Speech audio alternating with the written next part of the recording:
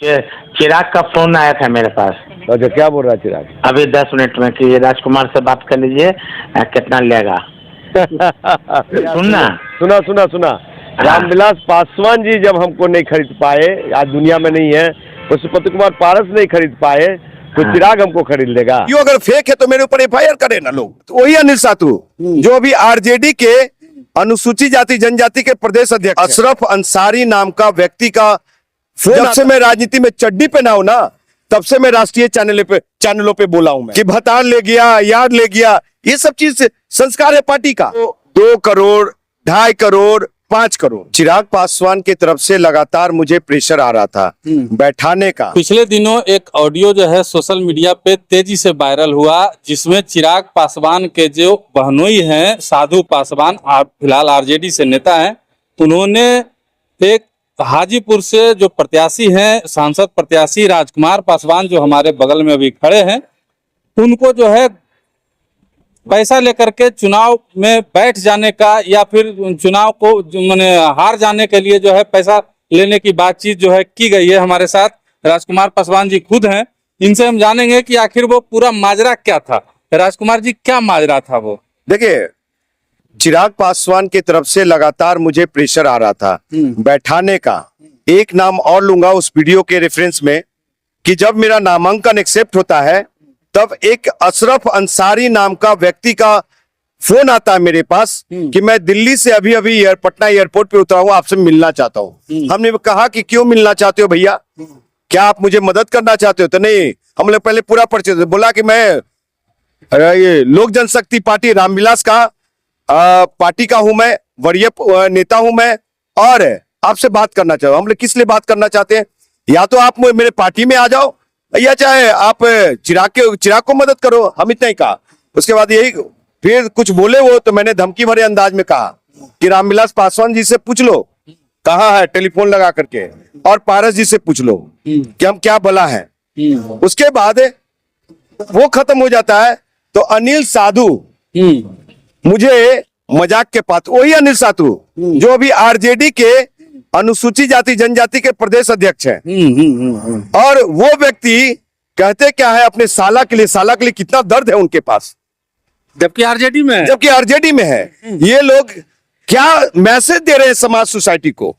साहब वो कहते क्या है कि राजकुमार, अभी अभी फोन आया था चिराग का, सो चिराग कह रहा कि राजकुमार से पूछो कितना पैसा लेगा, और उसका का ऑफर हुआ साहब, बहुत ऑफर आया। 2 करोड़, 2.5 करोड़, 5 करोड़ जी। तो लेकिन राजकुमार पासवान स्वाभिमानी है, समझे, और कभी बिकने वाला नहीं है। अच्छा, साधु जी ऑडियो में हम सुने थे, साधु जी भी बोल रहे थे कि ले लेना लो चिराग से पैसा, तुम उसके बाद हम दोनों बांट लेंगे। बताइए ये क्या है भैया? मेरा संघर्ष को मजाक बनाया जा रहा है। सही बात है, सही बात। वो ऑडियो अगर फेक है तो मेरे ऊपर FIR करे ना लोग। और वही वीडियो मैं मनोज झा को भी भेजा, RJD के राष्ट्रीय प्रवक्ता, और एक गलती से उसके सारिका पासवान के पास भी चला गया, तो मुझे नसीहत देने लगी। तो इतना मैं बता देता हूं RJD के नेताओं को कि अपने हद में रहे लोग, समझे। और राजकुमार पासवान का छोटा पहचान नहीं है, आंदोलन से निकला हुआ लोग है, और किसी का बैनर, बड़ा बैनर से पहचान नहीं है, अपनी पहचान है, अपनी मेहनत का, समझे।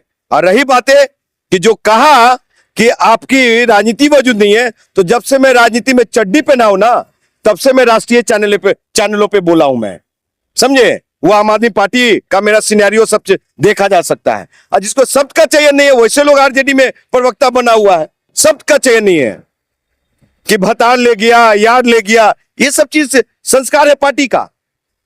पैसा बड़ी चीज होती है राजकुमार जी। 2 करोड़ 5 करोड़ का ऑफर मिल रहा था, 2.5 करोड़ का। साहब मैं आपको बता दूं कि जब मैं इंजीनियर था दिल्ली यूनिवर्सिटी में ना, तो जितना मैं हवाई यात्रा किया हूं ना, और जितना राजधानी ट्रेन में मैं सफर किया हूं, उतना मैं सांसद बनने के बाद भी उतना कूपन नहीं मिलेगा हमको, समझ गए।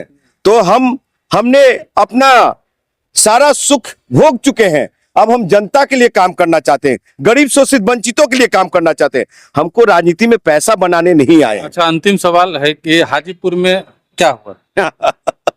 हाजीपुर में मोदी का हनुमान का सुपड़ा साफ हो गया।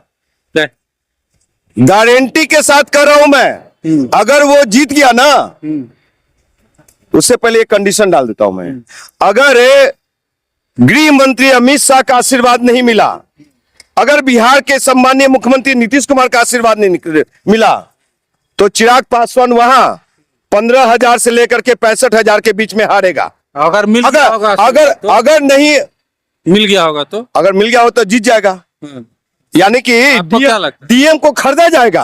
आपको क्या लगता है? देखे नहीं, मिलने गए थे, मुख्यमंत्री साहब से मिलने गए, बेचैनी है चिराग पासवान को कि हार जाएंगे इस बार।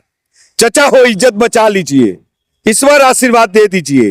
ये तो हालात है साहब। राजकुमार पासवान भीख मांगने नहीं जा रहा है, समझे। और राजकुमार पासवान का एक ही मिशन था, संविधान बचाओ, आरक्षण बचाओ, बाबा साहब के विचारों को जिंदा रखो। और ऐसे लोग देखे नहीं थे, अम्बेडकर जी को धुलवाए गए, शुद्धिकरण हुई, कौन माला पहनाया था। अच्छा, ऑडियो वायरल होने के बाद उनका अनिल साधु का फोन आया था कि नहीं? देखिए, फोन इर्द गिर्द बहुत लोगों से उन्होंने करवाया, धमकी भी मिले हैं मुझे। क्या कहा गया? चिराग पासवान एंड परिवार पार्टी, आरजेडी परिवार पार्टी और ये भाजपा एनडीए वाले लोग के तरफ से भी मुझे जान से मारने की धमकी मिली है। कंप्लेन किया आपने? कंप्लेन कर दिया हमने।